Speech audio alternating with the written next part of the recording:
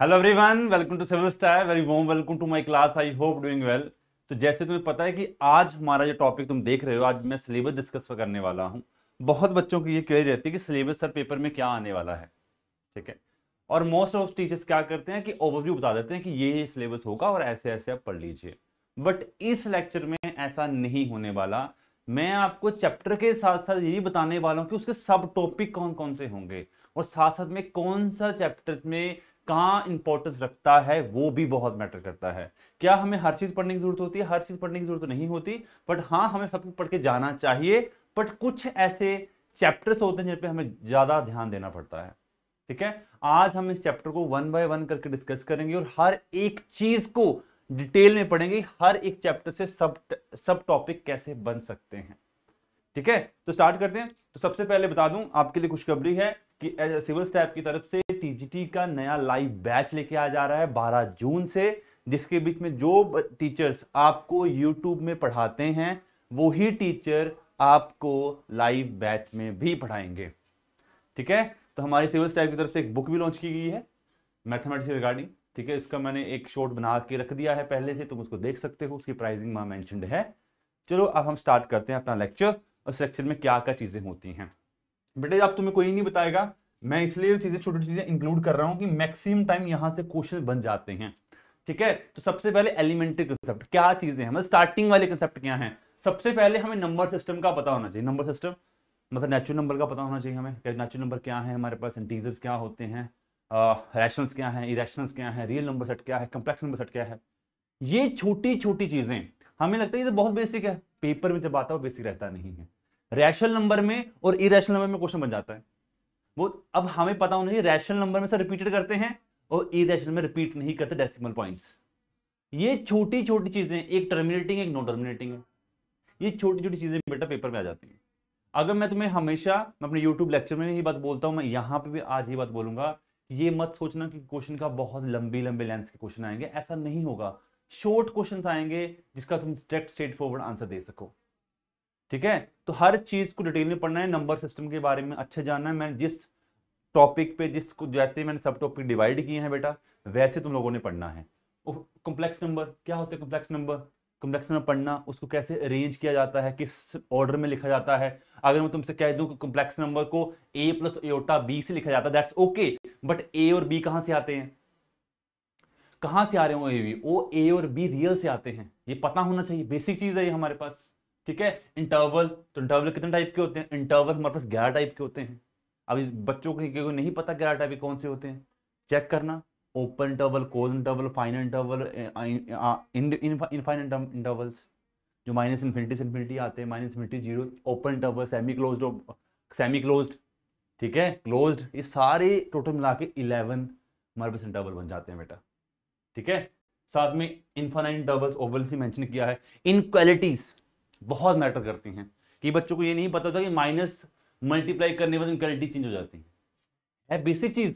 But यहां से question क्यों ना आए, यहां से क्वेश्चन क्यों ना आए, क्योंकि मोस्ट ऑफ टाइम वो ये दे के, इनक्वालिटी दे के तुमसे इंटरवल पूछ लेगा कि इंटरवल बताइए मुझे। और बहुत रेयर, ये छोटे छोटे पॉइंट्स हैं बट गलतियां बहुत बड़ी बड़ी करवा के जाते हैं हमसे। ठीक है। हमारे पास उसके बाद, और ये चलो इसको छोड़ देना, एब्सोल्यूट वैल्यू। एब्सोल्यूट वैल्यू में मॉड एक्स की बात की जा रही है और मॉड एक्स को मैं बहुत बार रिपीट कर चुका हूं कि मॉड एक्स क्या चीज है। मॉड एक्स एक फंक्शन नहीं, दो फंक्शन होते हैं, माइनस एक्स प्लस एक्स। मैं हमेशा चीज बोलता हूं, इसका ग्राफ जो होता है कुछ इस तरह से बनता है। हर बार रिपीट किया गया क्वेश्चन है ये, हर बार। मोड एब्सोल्यूट फंक्शन क्या है, लॉगरिथमिक फंक्शन क्या है, एक्सपोनेंशियल फंक्शंस क्या हैं, इन सब फंक्शंस का तुम्हें बेटा पता होना चाहिए। ये तो हम फंक्शन में जाके भी पढ़ते हैं, बट एलिमेंट्री कंसेप्ट का मतलब स्टार्टिंग में जो तुम्हें ध्यान में रखने हैं कंसेप्ट, वो स्टार्टिंग से तुम्हें पता होने चाहिए। ठीक है। ये हमारा स्टार्टिंग के कुछ कंसेप्ट थे। अब हमारे पास सबसे पहला चैप्टर एनसीईआरटी में मेंशन, हर जगह मेंशन, सेट एंड रिलेशन। अब इस चैप्टर से क्वेश्चन क्यों ना आए, क्यों? क्योंकि थ्योरी के रिगार्डिंग है। यहां पे रोस्टर फॉर्म है, सेट सेट बिल्डर फॉर्म है, इन पे क्वेश्चन क्यों ना बने बच्चा पार्टी? क्वेश्चन तो यहां से आएंगे आएंगे। तो डेफिनेशन, सबसे पहले डेफिनेशन हमें पता होनी चाहिए। क्या टाइप्स ऑफ सेट से क्वेश्चन आएंगे, नहीं आएंगे? हाँ, ये पूछा जा सकता है कि अगर मैं तुम्हें कोई सेट दे देता हूं, उसकी कुछ इंटरसेक्शन करवा रहा है, यूनियन करवा रहा है, what ever it is, but हमारे पास ये सेट कौन सा है, ये सेट कौन सा है, तो वहां पे वो टाइप्स ऑफ सेट में चीजें बन सकती हैं। ठीक है, वो हिस्सा आ सकता है बेटा। ओके, अब सबसेट क्वेश्चन तो नहीं बनेगा, अंडरस्टैंडिंग होनी चाहिए। क्यों? क्योंकि इन टॉपिक से ही हम आगे वाले जो बड़े बड़े टॉपिक्स होते हैं उनको टच कर सकते हैं।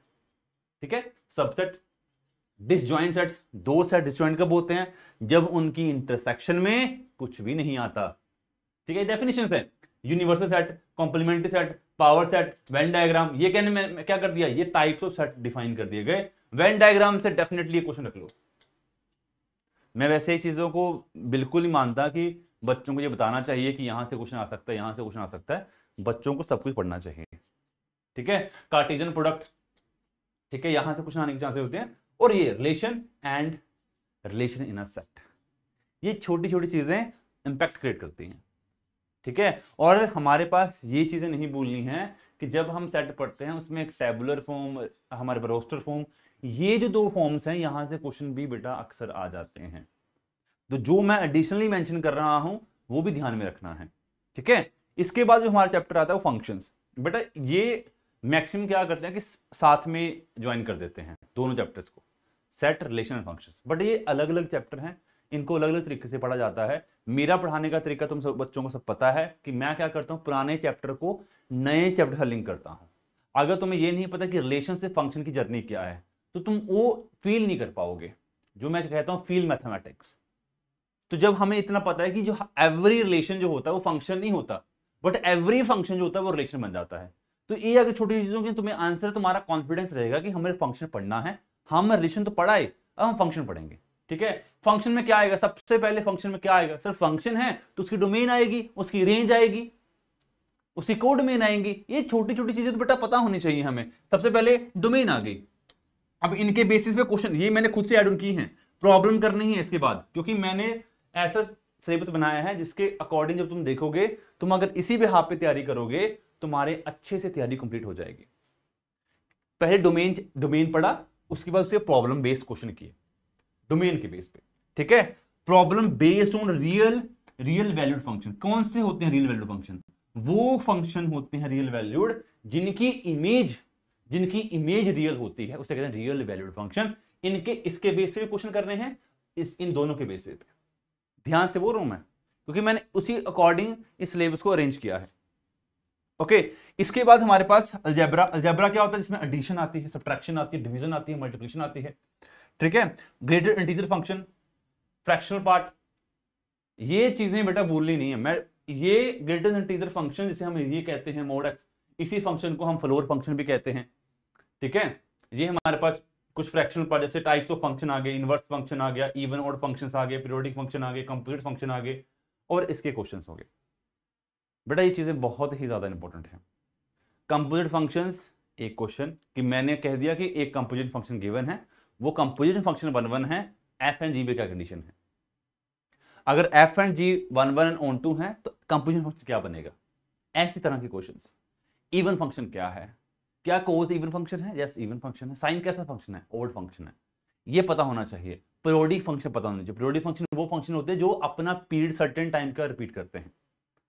ठीक है, इंक्रीजिंग फंक्शन पता होना चाहिए, डिक्रीजिंग फंक्शन पता होना चाहिए, know either neither increasing not decreasing, ये फंक्शन पता होना चाहिए। ठीक है, ये हर एक चीज इसी सिमेट्री में बेटा पढ़नी है, इसी सिमेट्री में, जिस सिमेट्री में मैं बोल रहा हूं। इसके बाद हमारे पास कॉम्प्लेक्स नंबर आ जाता है। कॉम्प्लेक्स नंबर में क्या होता है? सबसे पहले बेसिक कंसेप्ट पता होना चाहिए। बेसिक कंसेप्ट क्या होता है कि सर रियल भी पढ़ रहे थे हमें कॉम्प्लेक्स नंबर पढ़ने की क्या जरूरत पड़ गई? बेटा जरूरत इसलिए पड़ गई कि हमारे पास एक पॉलिनोमियल आई x² + 1 = 0।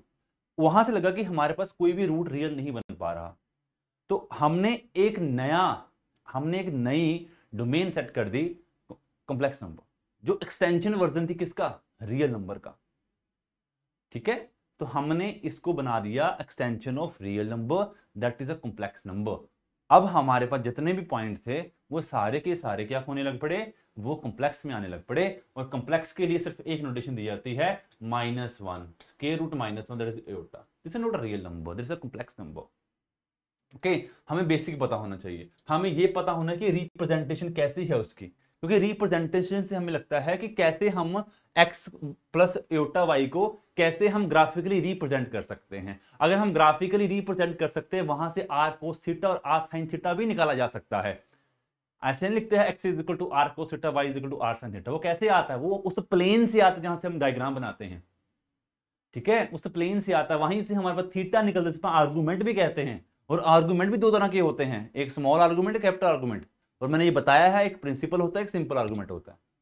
और यही हर चीज लिखी है यहाँ पे, argument of a complex number, principal argument of a complex number, हर चीज मैंने सिमेट्री में डिफाइन की है बेटा। और पढ़ना अब तुम्हारा काम है। ये नहीं होना चाहिए कि सर हमें सिलेबस नहीं पता था, ये बाहर से क्वेश्चन आ गया। ऐसा कुछ नहीं होगा जो इस सिलेबस से बाहर आ जाए, ठीक है। ये हो गए हमारे पास। उसके पोलर फॉर्म, पोलर फॉर्म कौन सी? जब हम एक्स और वाई को आर कोस थीटा और आर साइन थीटा में कन्वर्ट कर देते हैं, क्या, ठीक है। उसका कंजुगेट ऑब्वियसली जब हम किसी चीज का कंजुगेट लेते हैं, अगर एक्स प्लस एयोटा वाई है, उसका जो कंजुगेट होता है वो एक्स माइनस एयोटा भी बन जाता है। जो एयोटा लिखा होता है उसके साथ में जो साइन लिखा होता है कंजुगेट उसको उल्टा कर देता है, प्लस को माइनस में, माइनस को प्लस में। उसका de Moivre theorem, one of the most important theorem, de Moivre, e raised power iota theta is equal to cos theta plus iota sine theta. ये इंपॉर्टेंट थ्योरम है। क्यों important है? क्योंकि बहुत सारे बड़े बड़े क्वेश्चंस भी सेकंड इसमें कर सकती है थ्योरम। ये पता होना चाहिए। क्यू रूट ऑफ यूनिटी पता होना चाहिए कैसे आती, और ज्योमेट्री। ये तो इतना नीड नहीं है तुम्हें, ठीक है, ये क्वेश्चन नहीं बनेंगे, बट हाँ क्यूब रूट ऑफ यूनिटी में कितने रूट्स हैं, ये डजंट मीन दैट कि तुम्हें यही पता है कि क्यूब रूट ही आएगा। भाई फिफ्थ रूट ऑफ यूनिटी भी आ सकता है, सेवंथ रूट ऑफ यूनिटी भी आ सकता है, पर तुम्हें एक फॉर्म, एक तरीका पता होना चाहिए कि किस तरह से निकाले जाते हैं। अगर ये चीजें नहीं पता है तो बहुत दिक्कत की बात है। फिर हर एक चैप्टर से कुछ ना कुछ तो एग्जाम में डालेगा ही, ठीक है। आइए अब आगे, परमुटेशन एंड कॉम्बिनेशन। इसी को मैं कंबाइन भी कर सकता था प्रोबेबिलिटी के साथ, बट मैंने फिर भी अकेला रखा कि मैंने जाना कि परमुटेशन और कॉम्बिनेशन को अलग रखते हैं और प्रोबेबिलिटी को अलग रखते हैं। परमुटेशन और कॉम्बिनेशन में क्या होता है? सबसे पहले तो हमें ये पता है परमुटेशन कहां लग रही है, कॉम्बिनेशन कहां लग रही है। जहां पे अरेंजमेंट कर रहे हैं वहां पे लगती है परमुटेशन, और जहां पे चॉइसेस आ जाती है वहां लगती है कॉम्बिनेशन। एनपीआर एनसीआर ये काम चलता है, ठीक है। इसमें दो ही प्रिंसिपल चलते हैं, एक एडिशन का, एक मल्टीप्लिकेशन का। अब यहां से क्वेश्चन कहां से बन सकते हैं वो देखिए। Sir counting principle, counting principle समझते हो, जहां पे एडिशन वर्ड आ जाता है, जहां पे कि कहां पे हमने परमुटेशन को ऐड करना है, कहां पे हमने परमुटेशन को मल्टीप्लाई करना है, वो बात कर रहा है ये, ठीक है। अब हमारे पास सर्कुलर अरेंजमेंट, सबको पता होता है कि अगर एक नेकलेस है, उस नेकलेस में जो हमारे पास छोटे छोटे मोती होते हैं उनको अरेंज करने के लिए कितने नंबर ऑफ वेज चलते हैं, ये सबको पता होता है। छोटी चीजें हैं, नेकलेस वाला काम आ गया, क्या चला वो, एक सर्कुलर अरेंजमेंट है। एक हमारे पास 10 बच्चे हैं, उनको सर्कुलर अरेंज करना है, कैसे अरेंज कर सकते हैं, नंबर ऑफ वेज बताइए, यहां से कुछ ना आ सकता है। अब कॉम्बिनेशन तो ऑब्वियसली सब इंपॉर्टेंट है ही। डिक्शनरी रैंक, अब इस वीडियो को देखने के बाद सब अपना अपना नाम डिक्शनरी में चेक करेंगे, ठीक है। डिक्शनरी में चेक करके मुझे कमेंट बॉक्स में लिखो सर मेरा डिक्शनरी में ये नाम आया था। अब उससे तुम्हें ये लग जाएगा पता कि तुम्हें डिक्शनरी में नाम निकालना आता है, ठीक है। रैंक आ गया, रैंक ऑफ वर्ड, मतलब अगर हमारे पास दो तरह की पॉसिबिलिटी होती है बेटा, एक क्या, जब हम रेपिटेशन लाउड करते हैं, एक जब रेपिटेशन लाउड नहीं करते। हमारा परमुटेशन और कॉम्बिनेशन में बड़ा टॉपिक नहीं आते बेटा, एक नेकलेस वाला क्वेश्चन, एक डिक्शनरी वाला क्वेश्चन, एक एडिशन पे, एक मल्टीप्लिकेशन पे, दैट्स इट। इसके अलावा परमुटेशन कॉम्बिनेशन में कुछ भी नहीं होता। एक आधी प्रॉपर्टी आ सकती है कि एनसीआर को किस तरह से लिखा जा सकता है, ठीक है। जैसे हम लिखते हैं 10C7 is equal to 10C3, ये दोनों इक्वल होते हैं, तो वो तुमसे न्यूमेरिक इन जनरल फॉर्म में पूछ सकता है कि NCR is equal to NC कैसे होता है, प्रूफ कर, मतलब अपने माइंड में प्रूफ करना है, वो तुम्हें यस और नो में पूछा जा सकता है क्वेश्चन, ठीक है। इसके बाद ज्यादा कुछ खास नहीं, बाइनोमियल थ्योरम। बाइनोमियल थ्योरम में क्या आ सकता है बेटा, बाइनोमियल थ्योरम में मिडिल टर्म पे कुछ पूछा जाता है, मिडिल टर्म में कुछ पूछा जा सकता है, तुमसे पूछा जा सकता है क्वेश्चन इंडिपेंडेंट ऑफ एक्स पे क्वेश्चन पूछा जा सकता है। ये इंडिपेंडेंट मतलब उसकी पावर में कुछ भी नहीं है, पावर 0 है, ठीक है। इस तरह के जो क्वेश्चन होते हैं वो बाइनोमियल थ्योरम में कंटेन होते हैं बेटा, ठीक है। जो चीजें एक्स्ट्रा होंगी मैं बिल्कुल रिमूव, मैंने बहुत कंसाइज वे में और बिल्कुल जितना परफेक्ट हो सकता है सिलेबस मैंने उतना करने की कोशिश की है। बाइनोमियल थ्योरम पर पॉजिटिव नेक्स्ट यहां से नहीं बन सकता, ये स्टार्टिंग के लिए होता है। मिडिल टर्म यहां से क्वेश्चन आने के बहुत ज्यादा चांसेस होते हैं बेटा। ग्रेटेस्ट बाइनोमियल कोएफिशिएंट, मतलब ये तुम्हें पता होना चाहिए कि सबसे बड़ा कोएफिशिएंट कौन सा हो सकता है। अगर मैं कहूं कि 1 + x रेज़्ड पावर 4 है, तो सबसे बड़ा कौन सा होगा बेटा 4c2, मिडल वाला। ठीक है, सबसे बड़ा होगा मिडल वाला 4c2, वो क्वेश्चन भी बनता है बेटा। ठीक है, प्रॉपर्टीज को इतनी नीड नहीं होती प्रॉपर्टी पढ़ने की। ठीक है, बट हाँ प्रॉपर्टीज अगर थोड़ी सी पढ़ लोगे, अगर पेपर में क्वेश्चन आ गया स्ट्रेट फॉरवर्ड आंसर लगा सकते हो। ठीक है, और बाद में यस इतना पढ़ने के बाद में हमने क्वेश्चन सॉल्व करने हैं related to series of binomial. ठीक है, आगे तुम नहीं पढ़ना चाहते, आगे छोड़ा जा सकता है, थोड़ा हाइयर है। ठीक है, ये हाइयर साइड है, ये तुम्हारी मर्जी है, ये तुम्हारी मर्जी है तुम करना चाहते हो कि नहीं। ठीक है, अब आइए sequence and series. Sequence series में सबको पता है ईपी जीपी एचपी पे क्वेश्चन आते हैं। ठीक है, बट इतना आसान नहीं है। हमें यह पता होना चाहिए कि nth टर्म का फॉर्मूला कब लगाना है। क्या हमें n टर्म चाहिए, क्या सम ऑफ n टर्म चाहिए? क्या वहां पे हमें पता लग रहा है कि वो जीपी है? क्या हमें आइडिया हो रहा है कि वो एपी है? एपी में क्या होता है, एपी में डिस्टेंस इक्वल होता है दो नंबर्स के बीच में, और उसमें डिवीजन इक्वल होती है जीपी में। और जो हमारे पास एचपी होती है वो रेसिप्रोकल ऑफ एपी होती है। सिंपल, यही फॉर्मूले लगते हैं 3 से 4। जब हम अपनी उसमें हैं एपी में हैं तो Sn एक सम ऑफ सीरीज का फॉर्मूला लगता है, Sn equal to n/2 2a n-1 into D. GP में सबको पता है Sn में लगता है a(r)(n-1 upon r-1। S infinity case में जब हमारे पास सम ऑफ इनफाइनाइट टर्म का निकालना होता है तो a/1 - r का फॉर्मूला लग जाता है। जब हम n टर्म निकालते हैं तो an is equal to, simply हमारे पास फॉर्मूले बेटा होते हैं an is equal to a plus n-1 into D. और सिमिलरली केस ऑफ उसमें अगर हम जीपी की बात करते हैं, जीपी में हमेशा a into r(n-) number of terms होते हैं हमेशा। तो ये छोटी छोटी चीजें है तो हमारे काम की, पेपर में यहां से क्वेश्चन भी आएंगे। जो तुम्हें 4 से 5 फॉर्मूले बता दिए उन्हीं से क्वेश्चन आएंगे बेटा। तुमसे क्वेश्चन में पेपर ने पूछ लिया कि मुझे एवरेज निकाल के बताओ सम ऑफ नेचुरल नंबर्स की। अब हमें सम ऑफ नेचुरल नंबर पता भी तो होना चाहिए कि समीशन n होता है। हमें ये तो पता नहीं उसका फॉर्मूला क्या है। Summation n is equal to n into n+1/2 summation n square, summation n cube, n square n+1 whole square upon 4। ये फॉर्मूले तुम्हारे रटे होने चाहिए, उंगलियों पे रटे होने चाहिए बेटा, तभी हम उस इतने लिमिटेड टाइम में नंबर ऑफ क्वेश्चन प्रैक्टिस कर सकते हैं। क्योंकि हमने सिर्फ इस पे ध्यान नहीं देना कि हमने क्वेश्चन करना है, हमने इस पे ध्यान देना है कितनी फास्ट हमने क्वेश्चन करना है। उसके लिए नंबर ऑफ टाइम रिवीजन की जरूरत होती है बेटा, नंबर ऑफ टाइम रिवीजन की जरूरत। ठीक है, तो सीक्वेंस में फिर बता चुका हूं, सीक्वेंस में कुछ एक्स्ट्रा नहीं होती। एक सीक्वेंस आती है, एक प्रोग्रेशन आती है, अर्थमेटिक एपी आ गई, जीपी आ गई, एचपी आ गई। ठीक है, और हमारे पास इसके रिगार्डिंग जो क्वेश्चंस होते हैं और इनइक्वालिटीज भी क्वेश्चन बन जाता है एपी जीपी का। ठीक है, तो ये चीजें छोड़नी नहीं है, फिर बोल रहा हूं मैं, ये चीजें अच्छे से एंड क्रिस्टल क्लियर करके तरीके से पढ़नी है। इसके बाद हमारा मैट्रिसेस का चैप्टर आ जाता है। बहुत बाहर पढ़ा चुका हूं इस चैप्टर को मैं। मैट्रिसेस में डिटर्मिनेंट और मैट्रिसेस 2 चैप्टर होते हैं हमारे पास। इसमें बेसिक कंसेप्ट क्या होता है, बेसिक कंसेप्ट में तो हमें यह पता होना चाहिए कि हमारा जो डिटर्मिनेंट निकाला जाता है वो हमेशा स्क्वायर मैट्रिक्स का होता है, कभी भी नॉन स्क्वायर मैट्रिक्स का डिटर्मिनेंट नहीं निकाला जा सकता। ये बेसिक कंसेप्ट। प्रॉपर्टीज क्या होती हैं, सिर्फ प्रॉपर्टीज ये होती है, मैंने बहुत बच्चों को बताया है कि अगर मेरे पास कोई n क्रॉस n का मैट्रिक्स है इस तरह का, अगर उसकी मैंने k ऑफ a निकालना है तो उसकी प्रॉपर्टी होती है k⁻n डिटर्मिनेंट ऑफ a।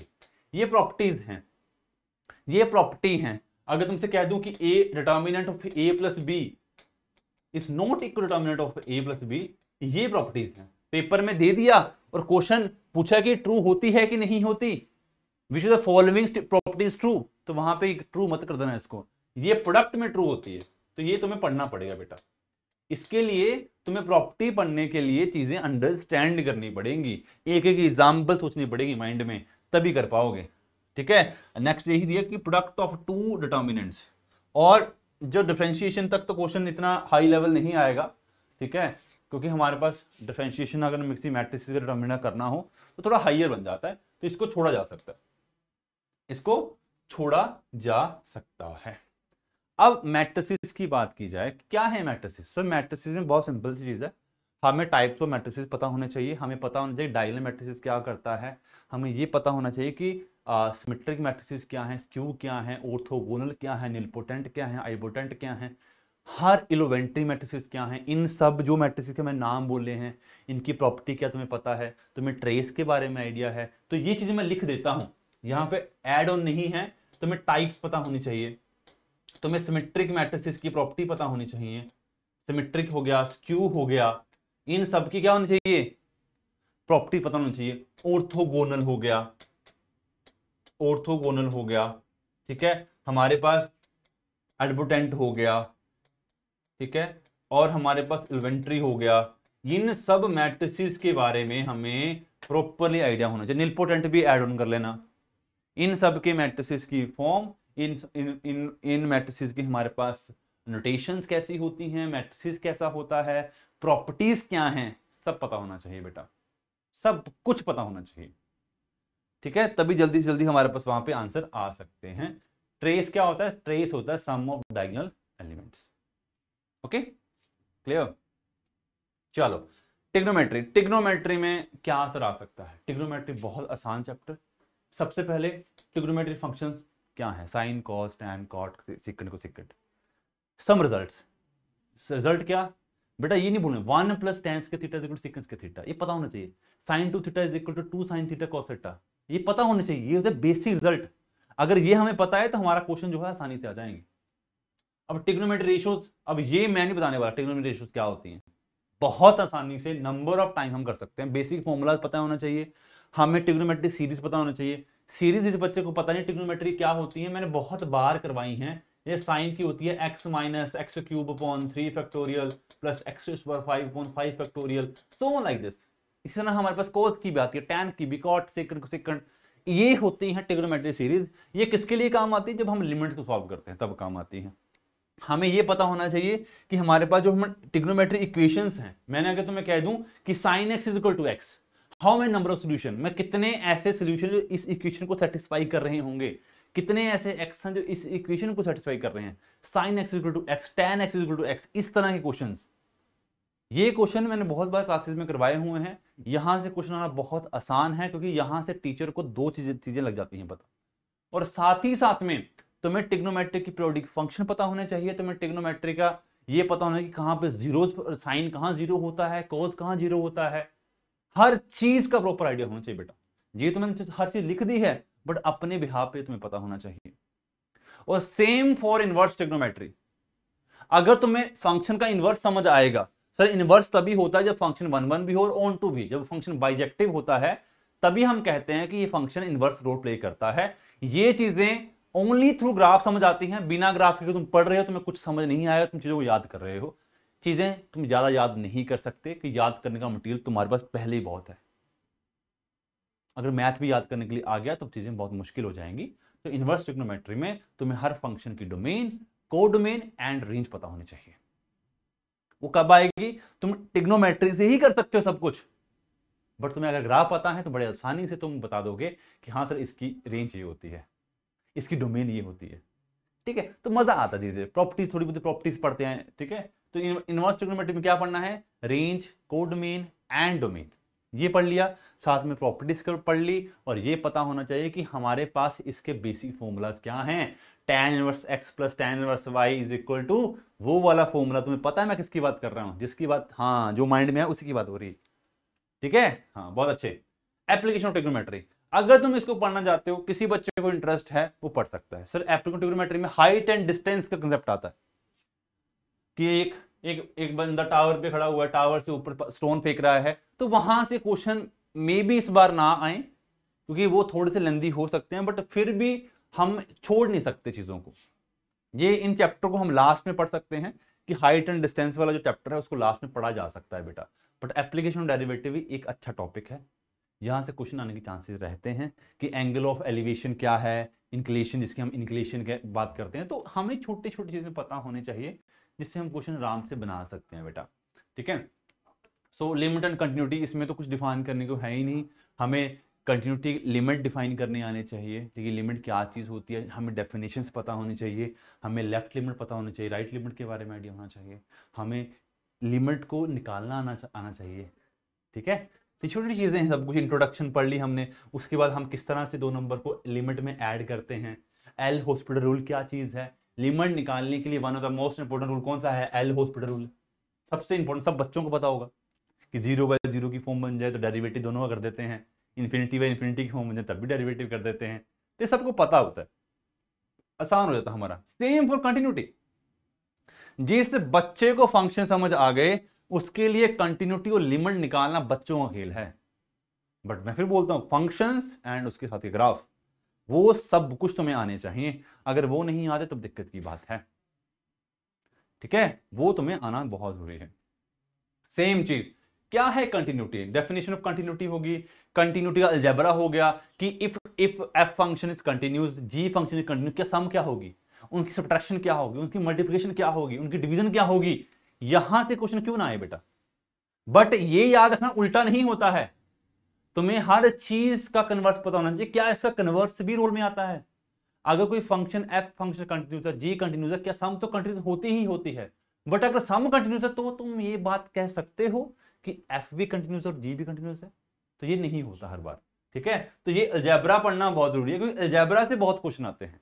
और हमारे पास कंटिन्यूटी का कंपोजिशन फंक्शन, अगर हमें कंपोजिशन फंक्शन आते होंगे तभी तो हम डिस्कस कर पाएंगे ना कि कंटिन्यूटी क्या चीज है इसके ऊपर, ठीक है। और इसकी डोमेन कैसे, क्योंकि डोमेन पे डिपेंड करती है कंटिन्यूटी, डोमेन पे डिपेंड करती है, ओके। तो उसके बाद कुछ मैंने क्वेश्चन के लिए बोला, ऑब्जेक्टिव असाइनमेंट का मतलब था क्वेश्चन जितने लगा सकते हो इसके रिलेटेड वो करेंगे। साथ ही साथ में हमारे डिफरेंशिएबिलिटी आ जाती है। डिफरेंशिएबिलिटी सबसे इंपॉर्टेंट चीज क्या है कि डिफरेंशिएबिलिटी का इंटरवल पे डिपेंड करती है कि इंटरवल हमारा कैसा है। सिमिलरली कंटिन्यूटी की तरह होती है वो, ठीक है। Every differentiable function is a continuous, but continuous function need not be a differential, example is mod x, okay. तो सबसे पहले तुम्हें डिफरेंशिएबिलिटी ओपन इंटरवल पे निकालनी आनी चाहिए, क्योंकि डिफरेंशिएशन फंक्शन जो होता है हम ओपन इंटरवल पे चेक करते हैं। मतलब हमें लेफ्ट लिमिट निकालना भी आना चाहिए और राइट लिमिट भी निकालना आना चाहिए। हमें ये पता होना चाहिए कि ये फॉर्मूला कब लग रहा है। बेटा ये दो फॉर्मूले दिखने में तो सेम है, हर टीचर तुम्हें कहेगा दिखने में तो सेम है, बट दोनों फॉर्मूला का यूज अलग अलग है। इन दोनों फॉर्मूले का बेटा पार्टी यूज थोड़ा सा अलग होता है। ये दोनों फॉर्मूले डिफरेंशिएशन के ही हैं, ठीक है, ये दोनों फॉर्मूले डिफरेंशिएशन के ही हैं। अब हमारे पास फंक्शन देखो, मैंने यहां पे लिखा है कि list of all the derivatives important functions, सब फंक्शन का डेरिवेटिव पता होना चाहिए। कहने का मतलब है साइन एक्स, कोस एक्स, कोस tan, सेकंड, लॉग फंक्शन, सब भी एक्सपोनेंशियल फंक्शंस। चेन रूल, ये चेन रूल की बात कर रहे हैं इनडायरेक्टली वे में, यहां पे चेन रूल की बात हो रही है बेटा, प्रोडक्ट रूल की बात हो रही है, डिवीजन रूल की बात हो रही है यहां पे, कि तुम्हें हर चीज का पता होना चाहिए, ठीक है। और साथ ही साथ में हमें इसका भी आइडिया होना चाहिए कि पैरामीट्रिक फंक्शंस क्या होते हैं, पैरामीट्रिक फॉर्म्स क्या होती हैं। लेट अस सपोज दैट कि मुझे डेरिवेटिव चाहिए dy/dx, पर मेरे पास कोई फंक्शन x में है ही नहीं, एक t में लिखा हुआ है, x भी t में और y भी t में, तो वो भी तुम्हें पता होना चाहिए कि कैसे उनका डेरिवेटिव किया जाता है, ठीक है। उसके बाद इनवर्स फंक्शंस और उनके डेरिवेटिव्स, ठीक है, और हायर डेरिवेटिव्स। अब तुम बोलोगे सर आपने मीन वैल्यू, रॉलेस थ्योरम, वो कहां गई, वो आती है हमारे पास एप्लीकेशन में वो काउंट होती हैं, एप्लीकेशन डेरिवेटिव में काउंट होती हैं। मोशन अंडर ग्रेविटी, यहां से क्वेश्चन अब नहीं आते, ठीक है, आ भी सकते हैं, बट मैं इसको इतना ज्यादा नहीं बोलूंगा, तुमने पढ़ना ही पढ़ना है, ठीक है। बट मोनोटोनिसिटी में मतलब फंक्शन इंक्रीजिंग है डिक्रीजिंग है, जब derivative greater than 0 increasing, less than 0 decreasing, वो पता होना चाहिए। Local maxima, local minima, global maxima, global minima, Rolle's theorem and Lagrange mean value theorem. यहां से ये 5 जो देख रहे हो तुम, यहां से एटलीस्ट तुम 2 से 3 क्वेश्चन लेके चलो बेटा। ये चैप्टर अपने आप में इतने इंपॉर्टेंट होते हैं, ठीक है। इनडेफिनिट इंटीग्रल मैंने बहुत बच्चों को पढ़ाया है, तो मैं एक ही बात बोलता होता हूं कि इसको तो पढ़ने की जरूरत ही नहीं है। अगर तुम्हें डेरिवेटिव करना आ गया तुम तो ये भी आ गए, और मैंने ये एक ही ट्रिक से सब आंसर बताए हुए हैं।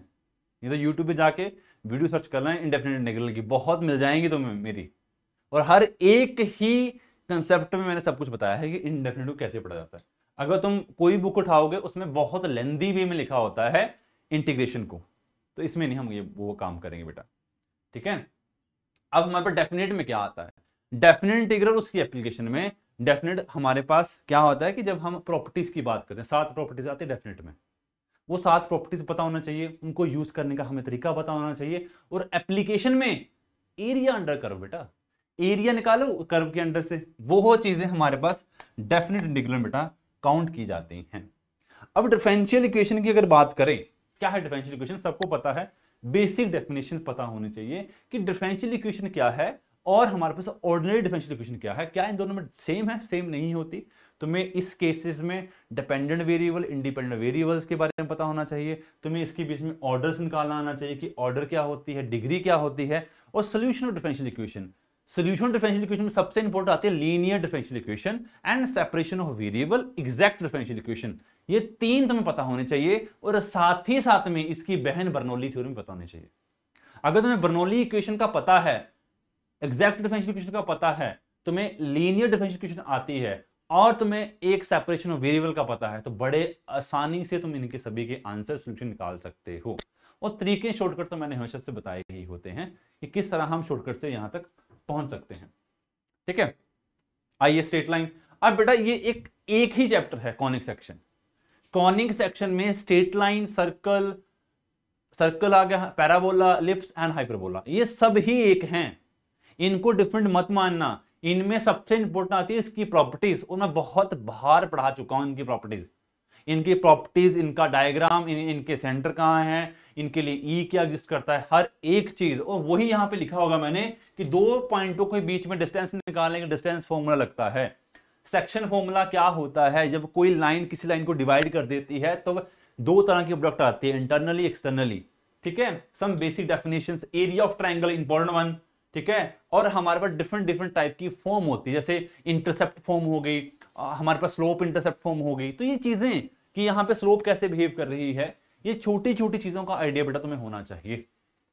ठीक है, एंगल कैसे निकाला जाए 2 लाइनों के बीच में, सब बच्चों को पता होता है कि जब स्लोप इक्वल होती हैं तो एंगल क्या होता है, दोनों एंगल सेम होते हैं कि नहीं होते, और जब 2 लाइनें परपेंडिकुलर होती हैं तो उन दोनों स्लोप की प्रोडक्ट -1 के इक्वल होती है।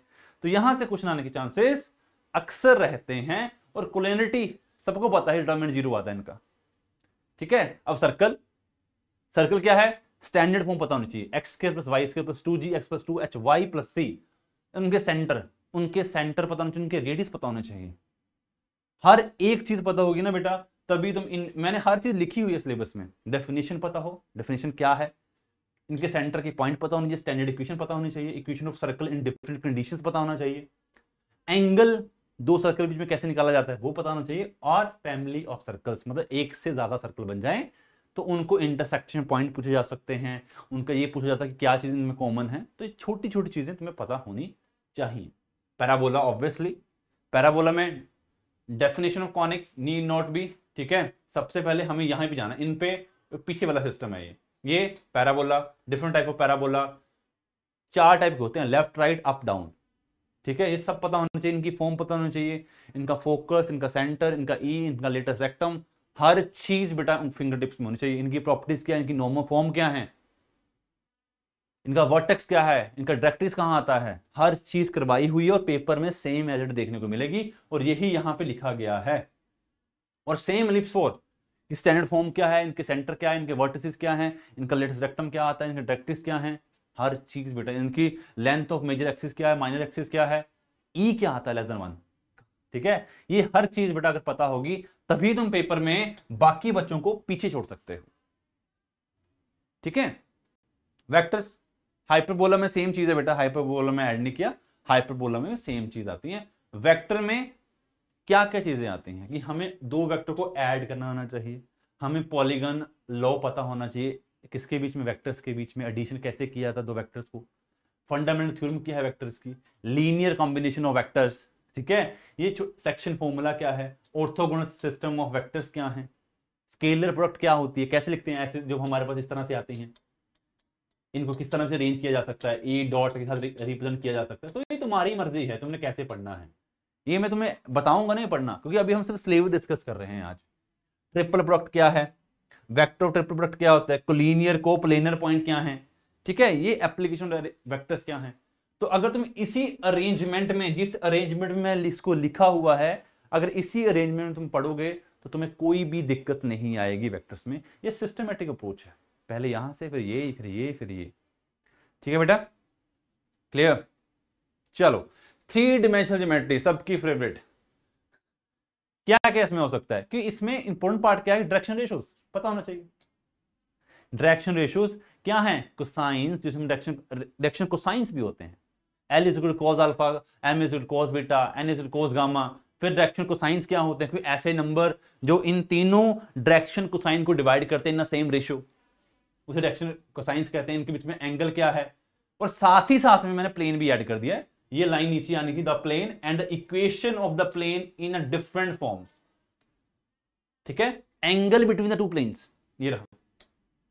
Intersection of line and a plane, straight line in a plane की बात हो रही है, और equation of a straight line in different forms and the sphere.